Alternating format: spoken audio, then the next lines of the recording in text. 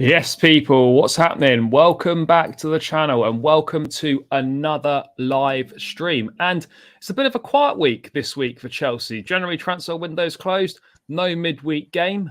There's not an awful lot going on really in terms of Chelsea news. We're just kind of building up to that West Ham game at the weekend at the London Stadium, which is going to be really, really important. But other than that, not too much going on. There's been an appointment of a kind of a motivational coach, mentality coach that happened yesterday. That's kind of divided opinion. I'm sure we'll get stuck into that, but we're going to be ranking the signings so far in the Todd Boehly era. Now, this is obviously based on their performances so far, not based on kind of what might happen. So obviously, you know, we might look back at this in a few months or whatever, and it might be wrong, but we're going to roll with it. But Dharmesh, thanks for coming as always, bro.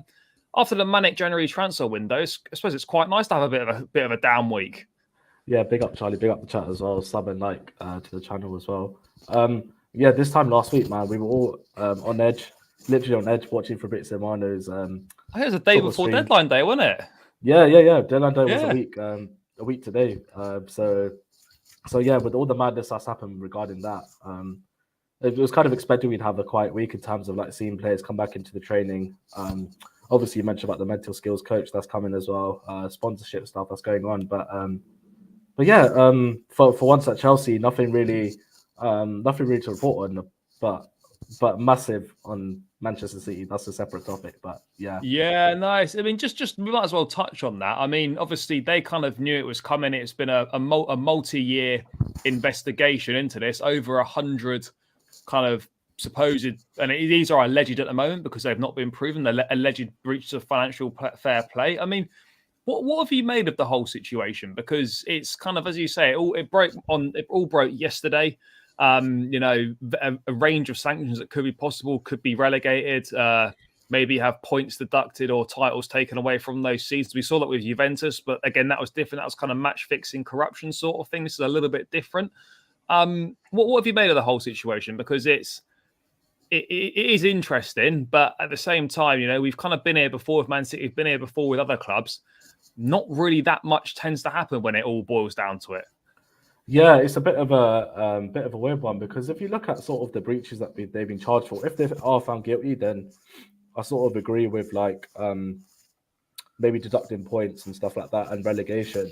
That's the only time I agree with it. But I think now that I've sort of like taken it all in and understood the situation, like, why would you sort of blame Man City for sort of spending money in a way? Isn't that the aim of like elite sport, to like sort of win and be the best sort of club?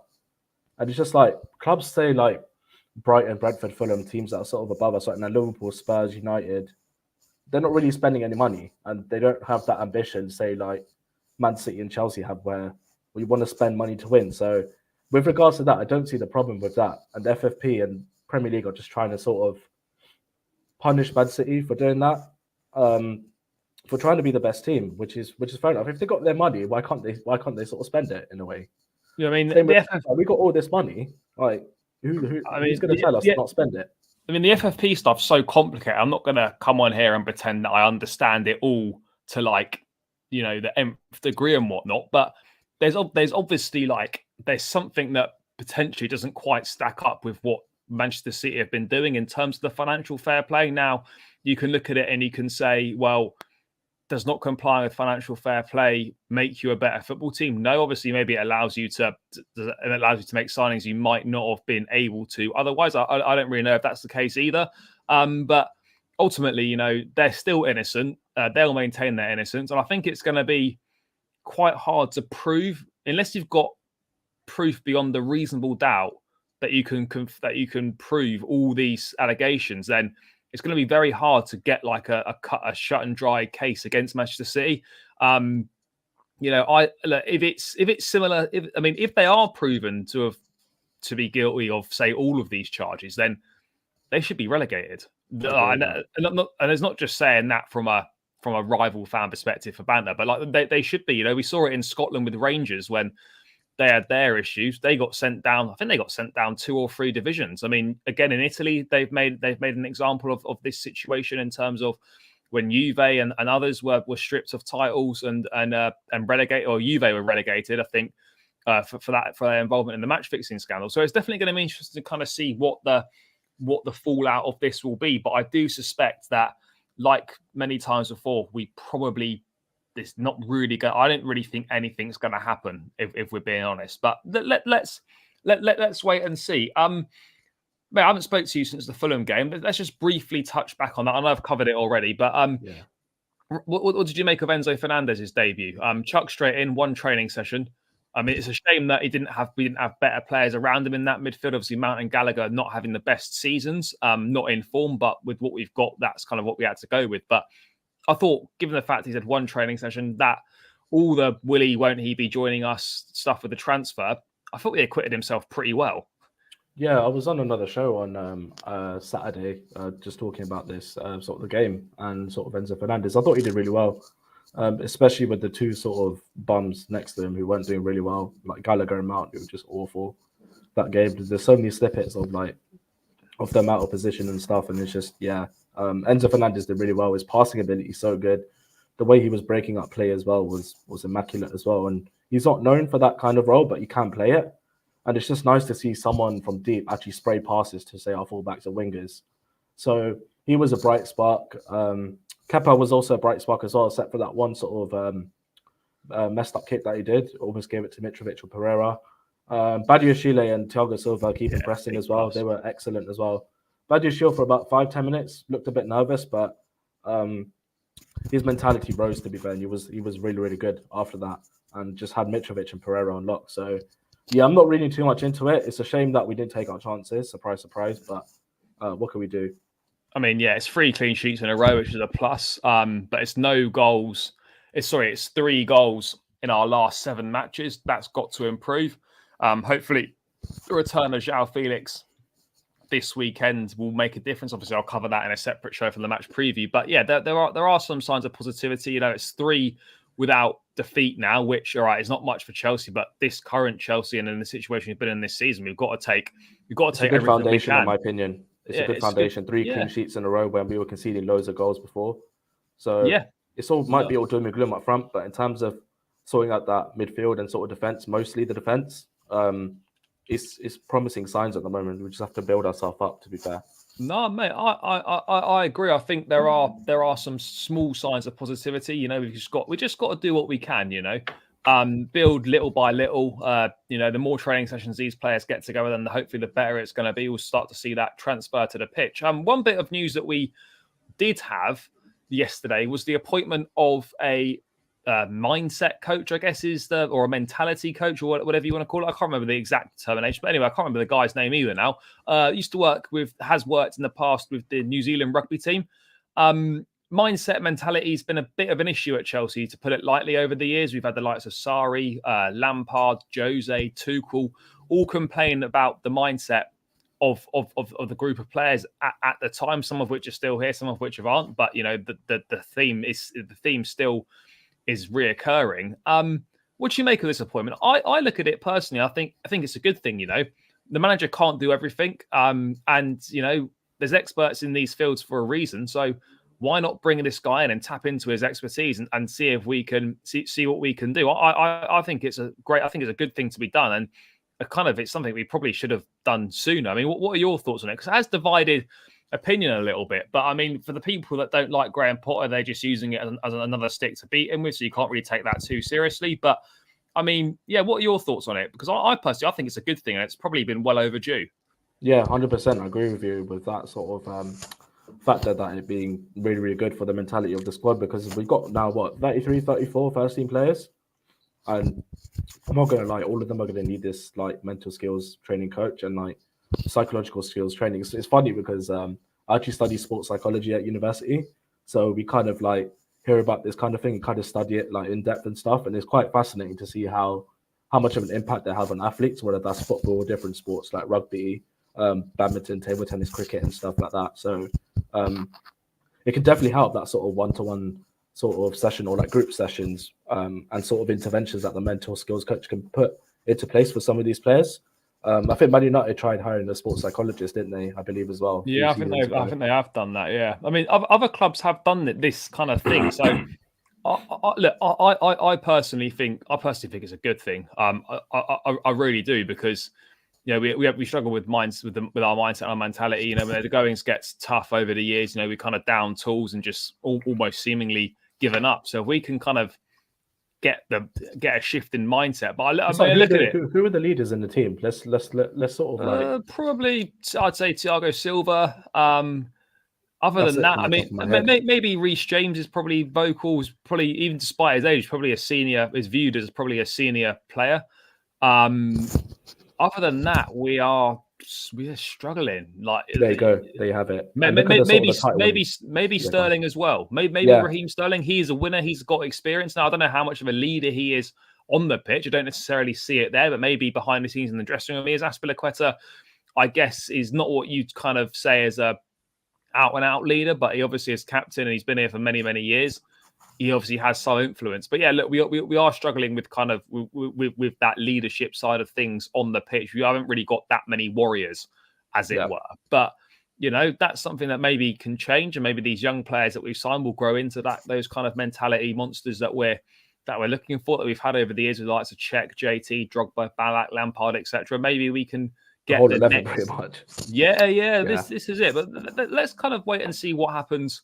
What happens with that? But I think it's obviously, it's going to be hard to tell when we'll get any results from it, or if we do, there's no real tangible way of measuring whether this has worked or not. But I think it's, we've got one of the best guys in, and I think it's definitely something that is worth doing. It's only on a short-term basis anyway, I think. So let's see what happens with it. But I think it's a big plus. But mate, let's get to the main event, as it were. Then we're going to be talking about the signings under Todd Boehly and Clearlake Capital so far, if we include the summer as well. Got a nice little tier list here, and we're gonna rank them. The categories might be a little bit off, but let's kind of roll with it. But I mean, look, the guys have come in last summer.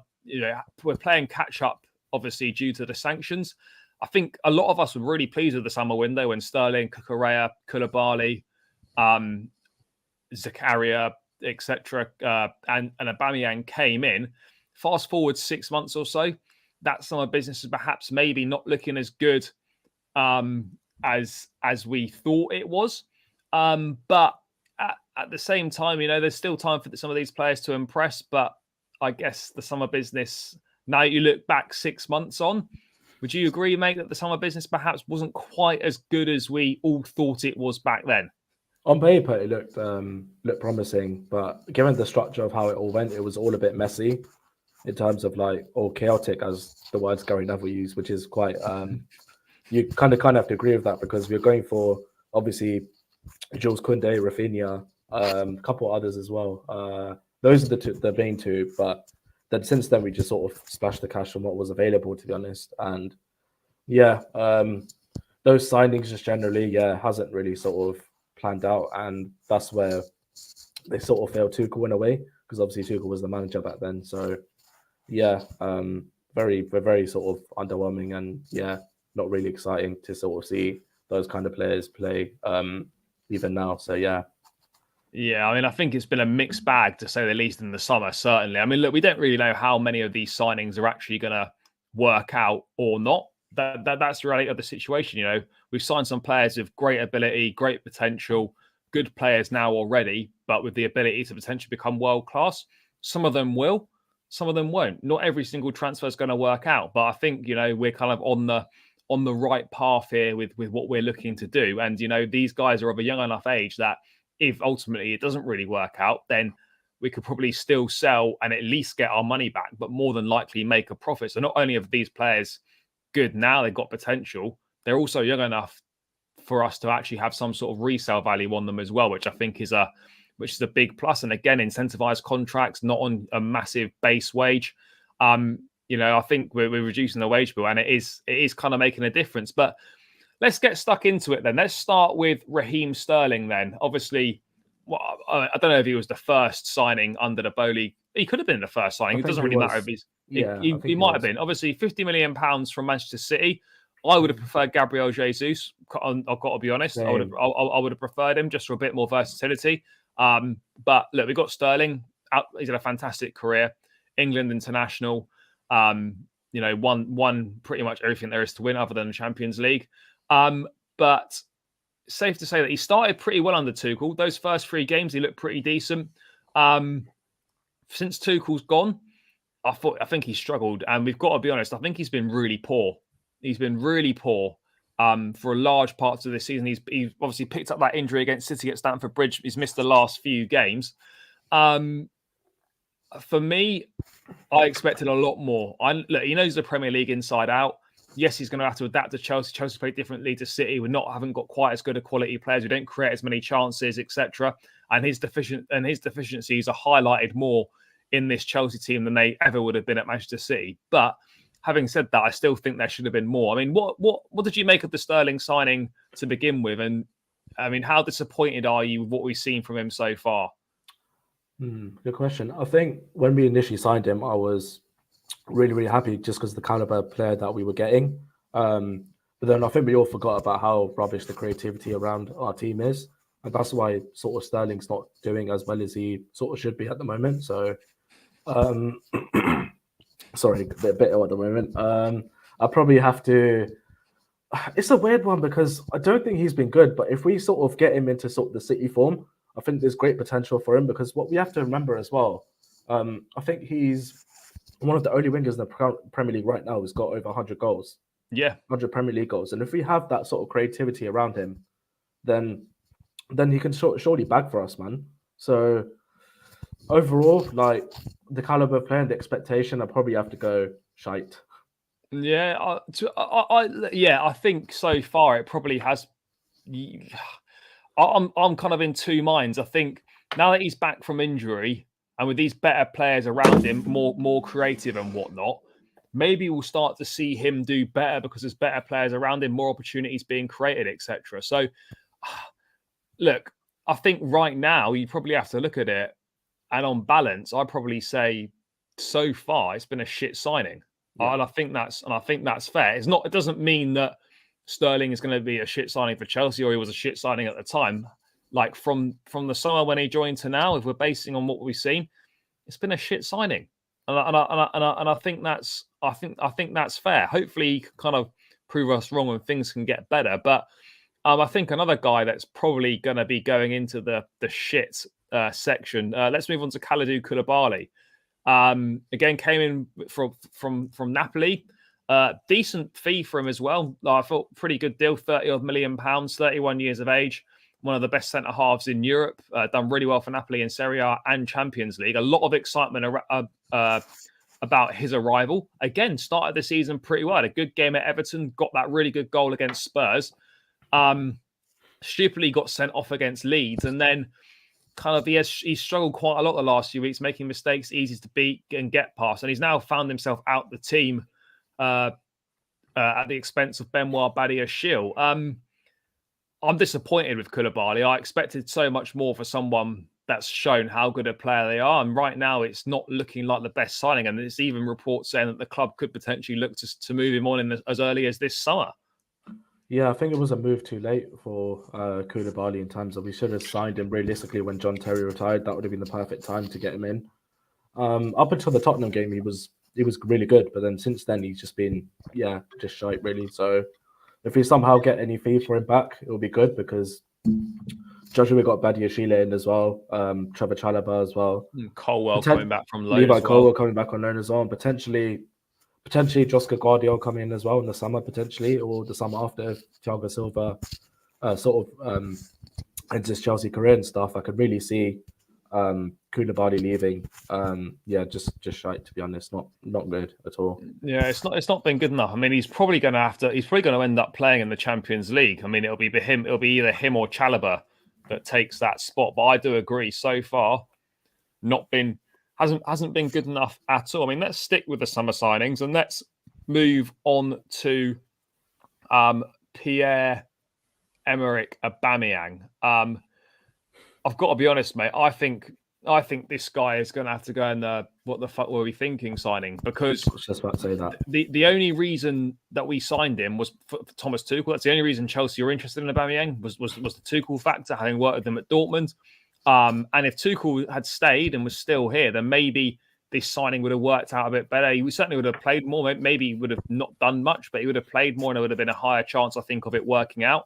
As it's transpired, he got 3 goals in 3 games back in October, where he bagged against Palace and then both matches against Milan in the group stage. But he's hardly featured since then, and it's been a struggle for him. Obviously, admitted from the Champions League squad the other day, and it looks like his Chelsea career is pretty much over before it really started. It was a stopgap signing. He's signed to score goals. He doesn't offer anything else if he's not scoring. We don't create that many chances. He's not scoring. He's virtually a passenger. He's been useless. The fact that we signed him and then sacked Tuchel after the very next game. Boehly and Clearlake have done a lot of good stuff. This is one of the worst things they've done. It was so stupid 100%. To bring Aubameyang in. Yeah, just touching on Aubameyang, man. Terrible signing, to be honest. But I'm going to play sort of devil's advocate here. If he had sort of the chances that Kai Havertz had, just overall, and some of the chances he missed, do you think Aubameyang scores those? I think he scores more of them. I'm not saying he scores all of them, but I think there's a better chance that at least a few of them go in. Yeah. Because he's definitely a better finisher than Kai Havertz. Aubameyang's still a very good finisher. It's just everything else in his game, he doesn't offer anything. And if we're not creating chances for him, then he's virtually useless on the pitch. But in terms of if he was presented with the chances that Havertz has had over the last few games, I'm not saying he scores all of them, but I think he definitely scores more than Havertz did. Yeah, because what I do think is it's sort of similar to Sterling in the sense where the creativity around him has just been absolutely diabolical, and he can't really do much about that. But saying that as well, the chances he has missed and stuff, and some of the hold up play, the link up play, has just not been good, man. And it's like Thomas Tuchel was the right guy to sort of try and play him into sort of the best form after coming back. So it just it has to be the bottom tier for me, man. That's definitely the most sort of howler that the new ownership have sort of had in terms of signings. Yeah, no, I agree. And it remains to be seen whether he features for Chelsea again. I mean, rumours of a potential move to the MLS, maybe a move to Turkey, both those windows open, or maybe he stays with the club to the end of the season and he goes somewhere else. But to be honest, I think he could feature for Chelsea again, certainly maybe from the bench. I think it's a long shot now that he starts another game for the club. I really don't see it. With How much do you think we'll get for him? Virtually nothing. We paid 10 or 11 million pounds for him. I think 5 or 6. I think 5 or 6 maybe. If we can get that, then we've done very, very well. But yeah, look, that for sure he goes in that bottom tier because it's just been a disaster. It's as simple as that. Moving on then, let's go now to Denis Zakaria. Obviously, Thomas Tuchel, we love him for what he'd done, but the fact that he said we didn't need any new midfielders was ridiculous. I'm not sure what he was thinking there. And then suddenly we kind of acted late on deadline. Then we got Denis Zakaria on loan from Juventus, with Liverpool choosing Arthur Melo instead, which I think is a bit of a great relief for us because, Zakaria has been interesting. He's obviously injured now, but, when he first came in, he didn't feature for ages. I think he was on the bench for at least a month and didn't get any minutes. More than that, yeah. Yeah, and then he started that game against Zagreb. He scored. And then we've seen him a bit more. And then we've actually seen him quite a lot recently. And he's been one of our best players. He's done really, really well for us. And so that kind of changes my mind. I actually look at this now and we're basing on it. I actually think it's been a decent signing with how it's turned out so far. It's been a bit of a slow start, but he's put in some good performances in recent weeks. And hopefully he can carry on where he left off when he returns from injury. But he's still 26 years of age. He's a great profile. He's physical. He's box to box. He can do quite a few things. I actually think this has been a decent signing. Yeah, I totally agree with you, mate. I think, put him in the decent category. I think he's sort of brought something to our midfield that we've been lacking is a presence. If you look at all the sort of current midfielders, or shall I say ex-current midfielder, Jorginho, which one of them had sort of height? None of them had height on them. There's apart no from height in it. Zakaria. There's no height in the midfield. And No. honestly, that sounds like the most dumbest thing, but it does make a difference in football when you're playing in that position in midfield. Is having that sort of presence and height. That's why we were sort of going for Onana this time last week as well for Everton. Look how well he did, having Yeah, he that did sort of really presence well. against like Partey and Xhaka last week. So yeah, Zakaria has been good. I always remember that sort of drag back skill he did against Man City. That's definitely a highlight. And obviously, just the goal that he scored for us. And yeah, how much can we get him for in the summer? I think the option to buy is around 30 million euros. This would be smart if he carries on like with how he's been playing before he got injured. I think it's a no-brainer. I think it's really smart business if we bring him in for the 30 million euros because you're getting a midfield player at 26 years of age. 30 million euros in this market for a decent midfield player is nothing. Yeah, 100%. And it'll be interesting to see how him and Enzo pair together in midfield, where Zakaria can sort of play in the six and Enzo can sort of push up as well. So, yeah, I'd love to see us get him. To be fair, and he only cost like 10 million more than we sold Jorginho for. So, yeah, wouldn't it be a lot? I think I think it's been a decent signing. I've been pleasantly surprised. I remember like on the channel saying that I didn't even know if he'd played for Chelsea when he kept getting left on the bench. Yeah. But now he's become one of our most important players in recent weeks, and long may it continue. Let's move on to another of the signings from the summer. Marc Cucurella, obviously bought in from Brighton. Man City were interested. We obviously paid more than they were willing to pay. I think it's safe to say it's been a mixed bag for Cucurella. I think he's had some good games. He's had some not so good games. But, I think, we needed a depth option. We needed another option at left back. We only really had Ben Chilwell. Obviously, we had the emergence of Lewis Hall as well, but he's not really a left back. He's more a midfield player. But I don't know. I think I look at Cucurella and it's like I expected more, really. I know it's a step up from Brighton. He still knows the league. He knows Graham Potter. There's been some good games again, and there's been some terrible games. Getting forward, he's not done the best. Sometimes defensively, he's been poor as well. But I look at it so far, I'm not really sure. It's either decent or it's in the shite category for Cucurella. I can't really make my mind up. But certainly, I don't think he's done as well as people maybe expected him to do. Oh man, you got me thinking about this one. It's hard, man. This one's probably the most difficult one in terms of where to put him in the category, because I really think he's had really good games, but he's been also really bad. Like I remember the Villa game, he was shocking. Yeah, it was playing, terrible. I think left centre back, wasn't it, away? Yeah.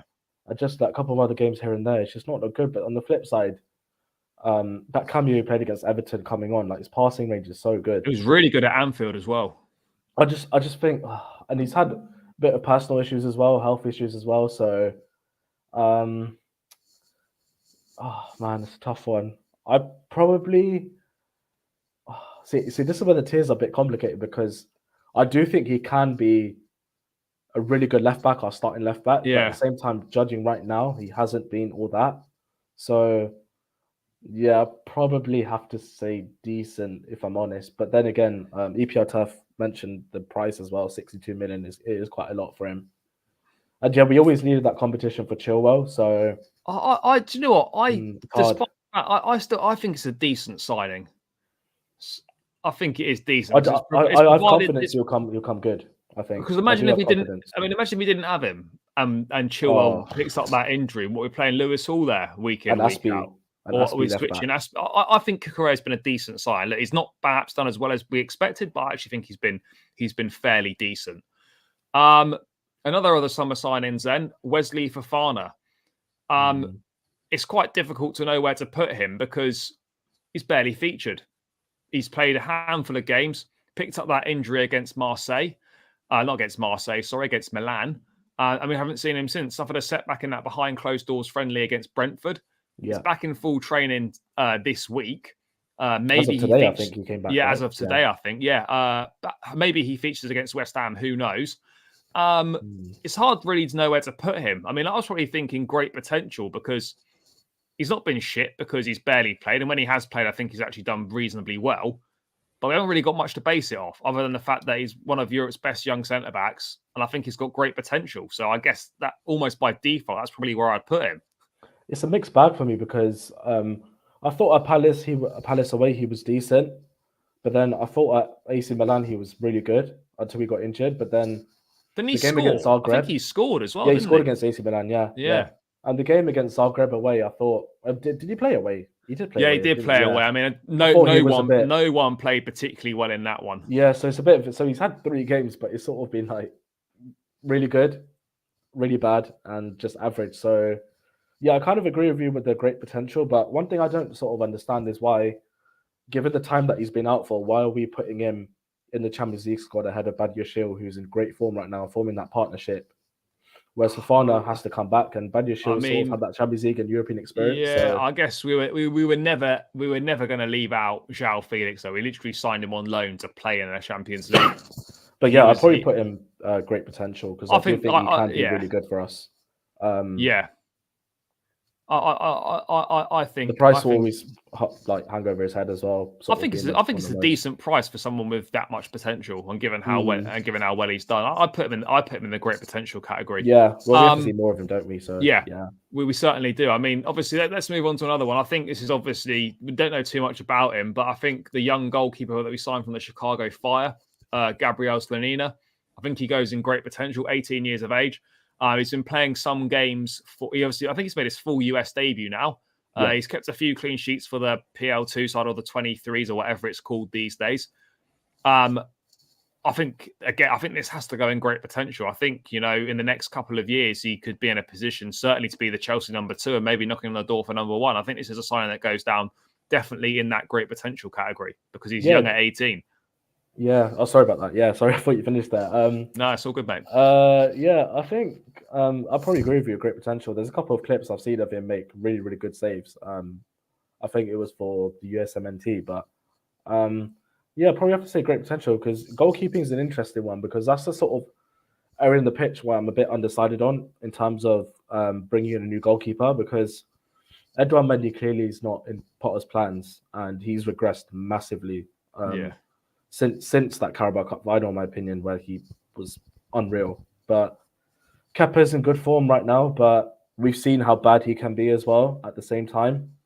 So, yeah, it'll be interesting to see how he does if he sort of gets any games sort of next season, in like cup games, preseason games. It'll be interesting to see how he sort of beds into Potter's plan. So, yeah, you're gonna have to put him great potential because, yeah, I think you do. Yeah, I'd agree. Let's round out the summer signings then with I'm pretty sure that rounds out the summer signings. Yeah, it does. Well, besides so many players, man.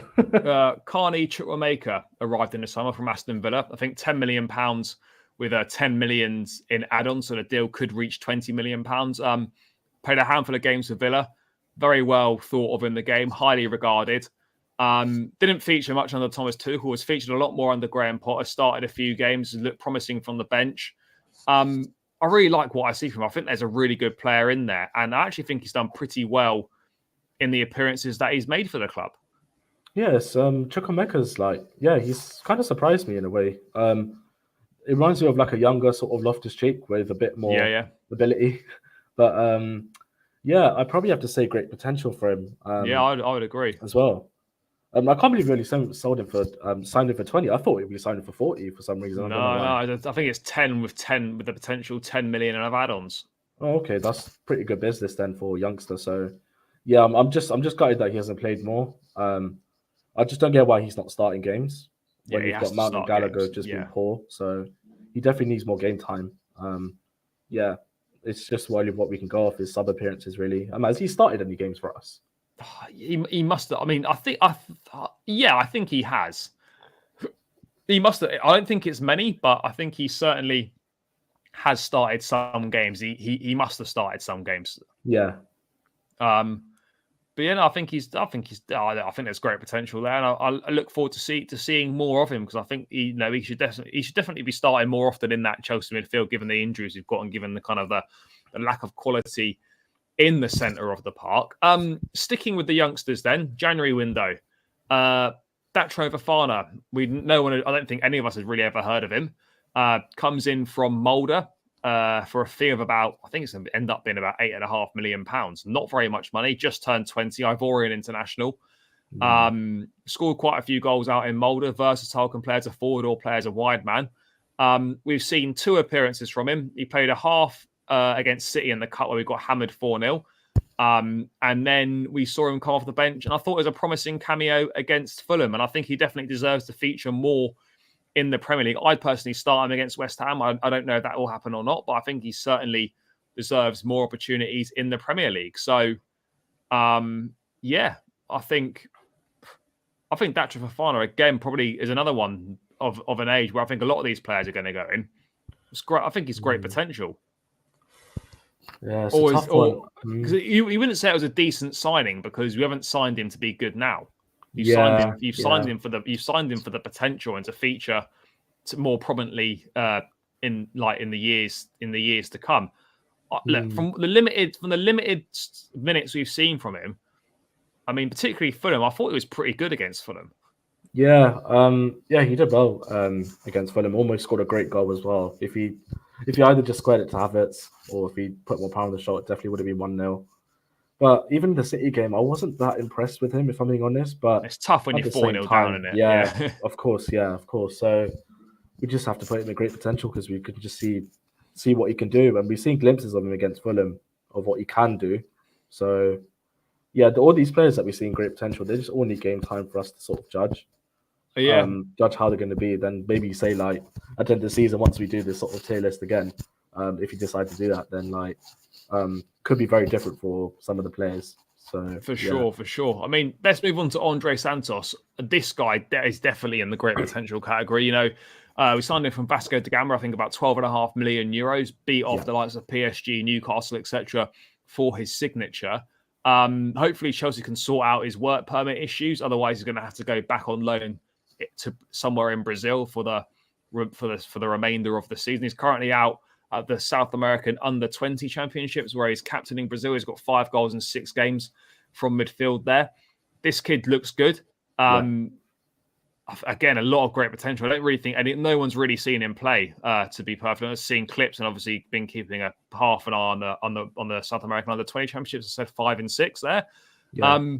This could be a really special signing.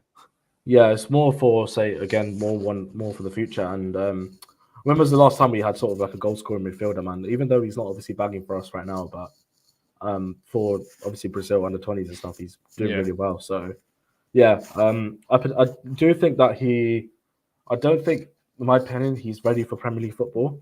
Or possibly not. Still only 18. Yeah, but I do think he definitely needs to go on loan, and that goes the same with sort of Fofana as well. In my opinion, Datro Fofana, that is, by the way. So, just be interesting to see how he does say come next season and stuff. So I think there's a lot of potential there. Again, 18, you can't get too carried away. I mean, he still needs to develop a lot. He's only played football in Brazil, so I guess he'll come to Chelsea, have a pre-season. And they'll kind of assess him from there. Depends. He could probably benefit from going on loan in Europe somewhere. This is where the multi-club model comes in real useful. And obviously, I know you can't set that up overnight, but having somewhere where we can just readily send these players would be of great benefit. But yeah, look, I think Andre Santos definitely goes in the great potential category.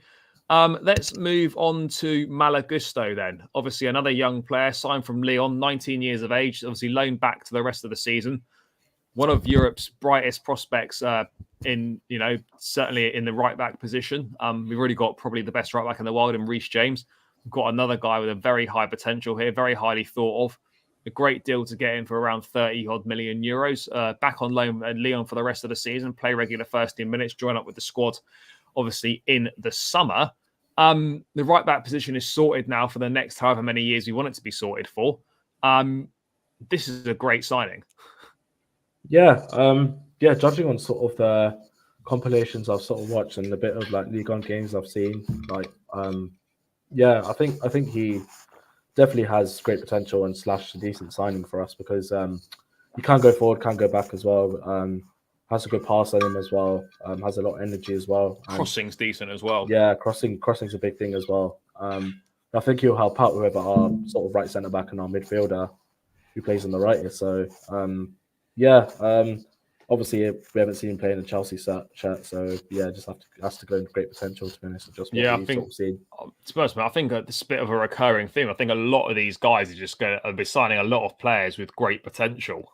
Apart from one, and I'm gonna reveal my Yeah, reasons. apart from one. Yeah, I mean, let's go João Felix next. I'm gonna just stick him straight in there. I think it's a decent sign. Look, whether we'll get him permanently in the summer or not, let's wait and see. Yeah. I think the idea, certainly if he impresses, would be to try and do something. We've only seen 60 minutes of him. It was a good 60 minutes before he got sent off and has missed the next 3 games. He's back this weekend. He's got undoubted ability, still young, 23 years of age. Very good footballer. Not seen the best of him at Atletico Madrid. But I think realistically, he probably has to go down as a decent signing because, yes, he's got potential, but he's only here for 6 months at the moment. Yeah. I think it's a decent signing on loan. Yeah, for sort of like 5 to 6 months, you can't complain. You can't complain in terms of signing a sort of better centre forward / like striker for that sort of money. And who knows, we might get him permanently, which will be great, depending on how he performs over the next few months. So, yes, working in decent, to be fair. How was he at the World Cup? Because I don't remember much of it. I think he played pretty well. I think he scored a goal or 2 at the World Cup. Was pretty good for Portugal. Looks a lot freer than he has been when playing at Atletico Madrid. But yeah, I think it'll be interesting to see how he does at Chelsea for the remainder of the season, because that 60 minutes at Fulham, he looks pretty good. I'd say on loan, it's a decent signing, and from what we've seen so far, it was decent that 60 minutes. So I think that's kind of what that's all we've got to go off, really. And obviously what he's done in his short career so far. So yeah, I think João Felix goes in decent. Do you want to wait for a few games to judge? No, it is a fair point, but we stick him in decent because I think it is a decent signing, and let's revisit it maybe towards the end of the season and see if things change there. Also, just on that as well, Koulibaly's like an established international. He's had so much experience, and everyone wanted him as a centre back, like back in the day. Whether that's United, City, Liverpool, every sort of top team was linked with him. Every summer, someone was linked with him. We just couldn't get him. So he's an experienced international. So, and obviously coming to a new league, obviously takes time and stuff. But just given the mistakes he's made, like against Leeds, especially, got that. He did get a red card against Leeds. Yeah.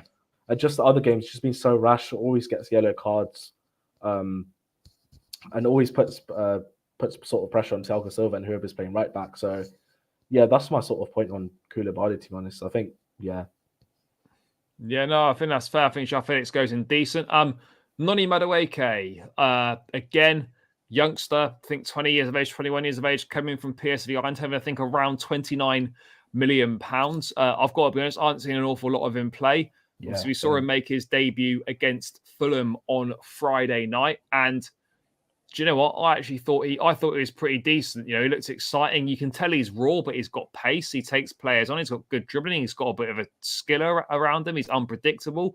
I think this again, there's a lot of potential there, and you can see how good he potentially could be. So again, I think this goes down as another signing with great potential. One that you can see the ability that's there, and if it's developed right, then there's going to be a very good player there.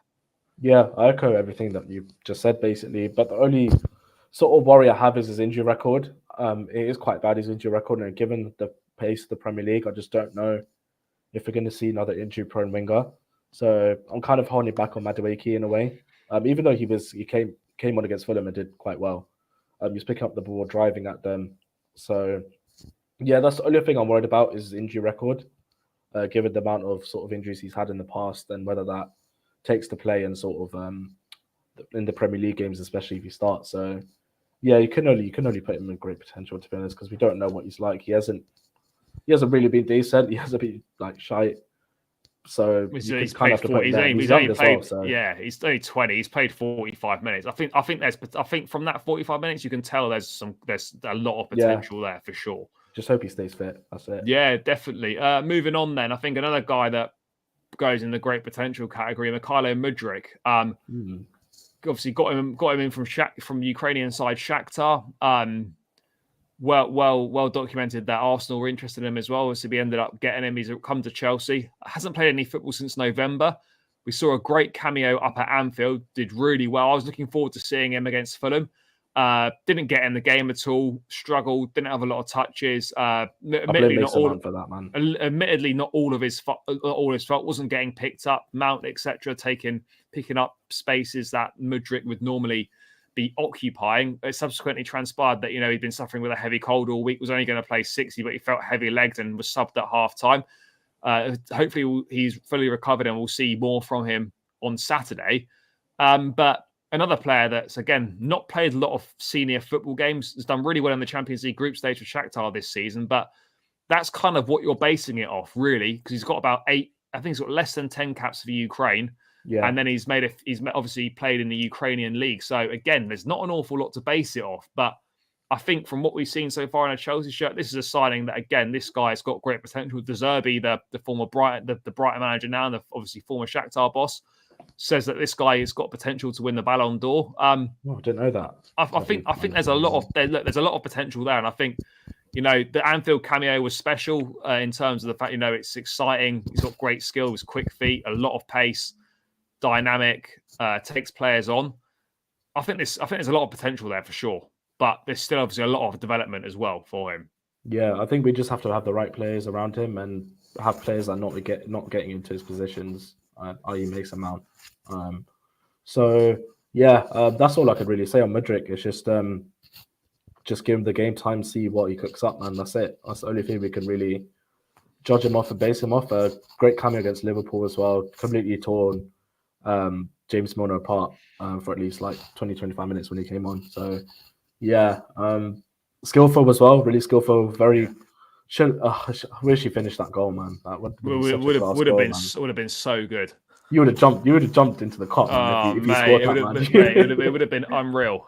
Yeah. So I think it's more the fact we have the players right around him. So say maybe a Chilwell, Cucurella left back, someone playing in say the 8 or in the double pivot that could facilitate, or a 10 that's good enough to sort of provide him service and let him do his thing really. So I can really put in great potential to be honest. Yeah, for sure. Yeah. I mean, we touched on him earlier, Benoit Badiashile. I think he's been superb signing. I've kind of gone a bit. I mean, I put him in great potential. Oh, you're putting him there. You think he's been world class? Maybe. I know I might be getting ahead of myself. It's only been 3 games, but this guy doesn't break a sweat, man. He has done really well. He doesn't break a sweat. And I mean, and I think with all the money that's been spent on these exciting attacking players, so far actually looks like Chelsea's best January signing has probably been Badiashile. 35 million euros, 21 years of age. He's come in. I don't think people expected him to feature this much this soon. Certainly didn't expect him to be this good. He's quietly gone under the radar, and he's been superb. He hasn't put a foot wrong, and he looks like he's been playing 100%. In this league for years.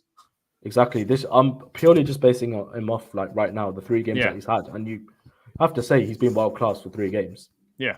So that's what we're sort of judging the tier list on, is the amount of sort of games that they've played. So, and if anything, he's helping Thiago Silva a little bit as well with his recovery pace as well. I think Thiago Silva is the perfect guy for him. Exactly, and he's left-footed centre back as well. You know how much people rave about left-footed centre back as well.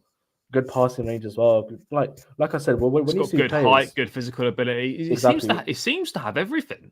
Exactly. When you see him, when the camera's faced towards him, you just look at you sweating at all.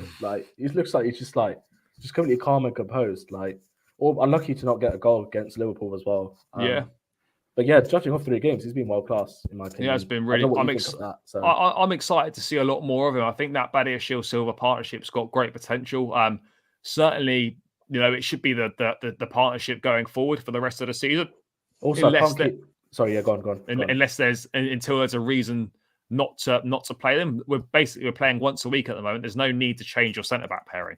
Yeah, I was also going to say as well, people don't realise the importance of keeping clean sheets in a row. Oh, it's massive. Especially when you're conceding goals left, right and centre for most of the season with sort of Koulibaly sort of there and other centre-backs partner next to Thiago Silva. So it's a great foundation, and I can't stress this enough of how important that is for us going forward in terms 100%. Of sustaining that partnership within the centre-backs and the back four as well, and sort of building that up for the midfield and the attack so they could sort of get better as well. So... yeah, man. After playing world class just for 3 games, I know it's mad, but No, no, mate. I would agree. I mean, moving on to the last signing, I've Enzo convinced you in the Fernandez, end. British record fee on deadline day, 105, £106 million. Debut against Fulham. Played the 90 minutes. I thought we discussed it earlier. I think he did very well. I don't really know where to put this signing because he's played one match, but I think in terms of the potential, I think this is a world-class signing in terms of getting. Look, he could go in either category because he's a great potential. But I already think this is a world class signing. You know, Chelsea a lot of teams need to improve their midfield, and there's very few shopping from a very small list of midfielders that can improve your midfield in the first team. You're looking at Enzo Fernandez, you're looking at Declan Rice, Moises Caicedo, possibly Jude Bellingham, and that's probably it. And obviously, and Enzo Fernandez. And, you know, we've managed to get Enzo Fernandez, World Cup winner, done very well for Argentina, has done very well for Benfica in the short time that he's been there. Yes, you know, he's not played a lot of football in terms of in Europe. He's played a handful of games for Benfica. He's done well in the Champions League. Obviously, he's done well on the international stage, Copa America and World Cup. But this is someone that you can tell how good he is. Like when he played on Friday, it wasn't like an amazing performance. He did well, but you can tell the class that he possesses. And I honestly think we'll look back at this, and this will be one of Chelsea's. Hopefully, I think this will be one of Chelsea's best signings they make. 100%, bro. You've literally echoed everything that you sort of said about Enzo. It's like he's not even playing his best position either. That's what's mad. And we've missed someone like him for so long, and I just know hopefully he's going to be an amazing signing, and we just need to get that right partner next to him, and we can really see the real Enzo. But who would you want partner next to him if you were to sign a midfielder in the summer? If you had to pick one, Rice. Okay, interesting. Yeah, Rice. Just because I think he's more defensive, can play in a pivot, can play in a free, can play as a lone six. Do you know who I want? I want João Palhinha, man. Mate, he's really good. He's a very good player. Again, he's done very well for Fulham this season. I think he's coming from Sporting in the summer, not huge money. He's done very, very well, and I would be surprised if he was at Fulham next season. I don't necessarily think he'll go to a Chelsea, but I could certainly see him move into a bigger team than Fulham. No disrespect to them, but I think Declan Rice and Enzo Fernandez pivot is very, very good. Very good. That would probably be my idea. I mean, look, Moises Caicedo could do that as well. I wouldn't be disappointed in him. Again, Jude Bellingham would be the dream. You know, Jude Bellingham. I don't think I don't think he'd choose us personally. But then we play them in about 2 weeks. Yeah, so. but then I had him down I had Liverpool down as favourites to get him. Really, I don't know how badly they're doing this season changes his mind at all. Whether no Champions League football next season affects his decision or not. Look, I think it's hard to tell, but. Yeah, I think for me, Declan Rice, and if we could sign Declan Rice in the summer, then yeah, for sure, I'd take that. To be honest, mate, I wouldn't rule us out getting two midfielders in the summer. Not necessarily. Lavia, that's a name as well. Yeah, not necessarily like two first choices, but a first choice and maybe a rotation option as well. But yeah, Romeo Lavia at Southampton again is another one, mate. There's a lot of options here. I wouldn't rule it out, but for me, Declan Rice, for sure, it has to be. It does have to be. But yeah, I agree, mate. I think Enzo Fernandez and Badiashile definitely so far world-class signings. Mate, it's mad already in 2 windows how many players we've actually signed. There's a lot crazy, there. It's literally a whole squad. We've obviously got in Kunku as well, who's going to join in the summer. Yeah, I forgot about him. Yeah. Are we missing any signings or no? No, I don't think so. Obviously, got Cesare Casadei we signed as well, but he's not played for the first team, so he's not on the list. I think someone mentioned the comments about rating Potter. I can't. Rating Potter? Yeah, I would argue Sterling is on decent and Cucurella on shite. I mean, Sterling's not been good. The Cucurella's on the cusp, really. Like it's tricky. I think he's somewhere between the two, definitely. Zakaria better than who? Better than Rice? I don't know. I mean, look, to be honest, what I could see happening is if Zakaria does well, Chelsea sign him or use that option to buy on him if he's happy to come. And then we sign a Declan Rice, for example, and you kind of got Rice, Zakaria, Enzo, and then probably Kante as well if he stays. Kante maybe if he stays. There's options there. There's options there. Potter was also a new signing. Needs to be rated. I think it's quite hard to rate Potter. If we're judging on now, sorry, you go first, bro. Go for it. I just think it's quite difficult to rate him. You know, he's been parachuted into a difficult situation. Squad was a mess. Club was a mess. You know, the results haven't been that good, if we're being totally honest. But what were people expecting? Like 100%. Yeah, that's what I'm saying. Look, don't get me wrong. You know, the way he's spoken in the press, he could speak more like a Chelsea manager. Certainly, at times, I would say that. I think at times he's got his team selection wrong. I think at times substitutions in games have been wrong. But you know, a lot of this mess that Chelsea are in at the moment is not of his doing. So yes, the buck ultimately stops with the manager. But you know, when you take a step back and look at the bigger picture, it's not all his fault. He's not the main reason. He's not the reason why Chelsea are shit. So right now, and I think he will get better now that you've got these new signings. Now that key players are coming back from injury, I think you can start to make more of a judgment. But right now it's hard to rate him because he's not done. It's been difficult basically for him. Yeah, 100%. If we were to sort of put him in the tier, I'd probably put him in. I'll put decent or great potential. I think I'd probably say decent. Really, but if we're sort of judging it on the fixtures itself we've had since he's come in, then you can arguably say it's been shite in a way because I'm just looking at results on paper. Oh yeah, the results not been good, but then when context, you contextualize it, it's a bit different. I want to see what Zakaria. Yeah, I'd like to see a Zakaria Enzo. I think that would work really well. I think that would work really well as well. Because that's killed. Or even, I mean, a Zakaria Enzo pivot would be nice, or even Zakaria as a 6 with Enzo and Cover as 8s. I think that's got. I'd like to see that deployed as well. Rice needs to be signed based on price tag.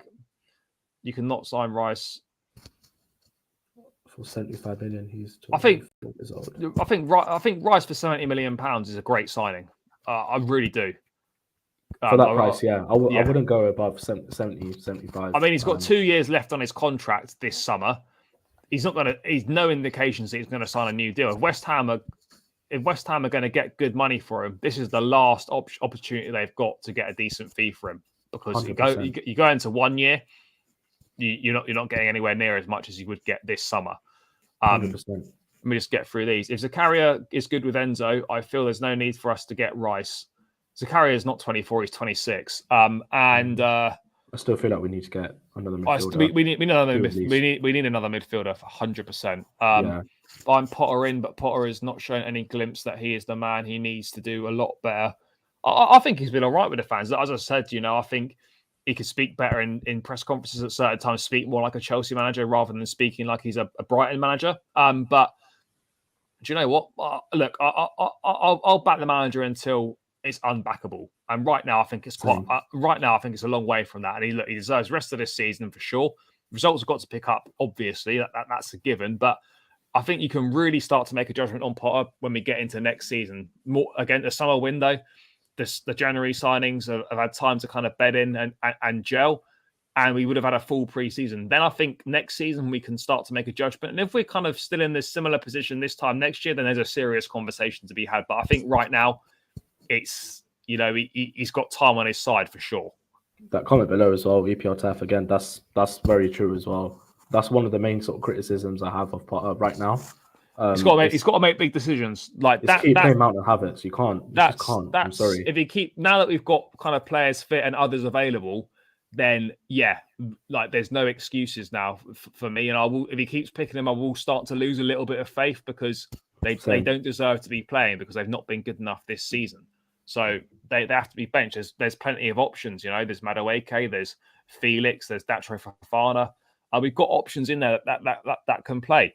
Hopefully we get to see Enzo get forward more instead of playing how he played him against Fulham. To be honest, mate, if the guys aren't back from injury, Enzo's going to be playing 6 again. He will have to play there. I seriously question Potter if Mount and Havertz start against West Ham. Felix is back. Yeah, just as we've been saying, agreed. you won't get Caicedo 55 mil. Impossible. No. These are all hypothetical figures. Lavia will be more than 45 million pounds as well. Do you think? Sure. Really? Yeah. If Southampton go down? If Southampton go down, different conversation. If they stay up, it will be. I mean, look. I mean, out of those three, I'll probably still take Rice, but interesting. You won't get 50. You won't get Caicedo for 55 million, and you won't get Lavia for 45 million either. But I mean, let's see what happens with these signings and how they turn out. But it's certainly exciting times again being a Chelsea fan. Loads of new faces coming through the door. Hopefully, more business to be done in the summer when we get there. But there's a lot of excitement. We just got to start putting the results together on the pitch now. Let me just get to this last one before we round out. I wonder if we could somehow do a swap deal for Lukaku and Felix, and we can add money on top. I mean, swap deals in football are so rare, and they hardly ever. I wouldn't rule it out. I mean, never say never in football, but I mean, swap deals are really hard to pull off in football, just because you've got to get so many parties to buy in. So Simeone is staying as well, isn't he? So it looks like it, but I don't know. Maybe let's see. I think Lukaku's made it clear that that he wants to stay at Inter. So I would expect he goes on another loan there. I don't think Man City haven't got buyback clause. They've got first option or first refusal. Something like that. Yeah. So I don't think it's. I don't think it's a buyback. I mean, I could be wrong, but I'm pretty sure it's not a buyback. Yeah. But I mean, seems like a good place to round out. Guys, thanks so much for tuning in. As always, thanks for getting involved in the chat. Make sure you smash the likes on the stream and subscribe to the channel if you haven't done so already. Heading towards 3,000 subscribers, getting there slowly. So please do subscribe to the channel. Smash that subscribe button if you haven't done so. Would really, really appreciate the support. Dharmesh, thanks for your time as always, bro. Guys, make sure you follow Dharmesh on Twitter. It's on his screen name there, and I've linked it in the description below. So please go and do that. I will be back in the next couple of days with a preview for the West Ham game on Saturday lunchtime. So make sure you keep your eyes peeled for that. But guys, until then, as I said, thanks for tuning in. Smash the like, subscribe to the channel if you haven't done so already. Catch you again soon up the shelves.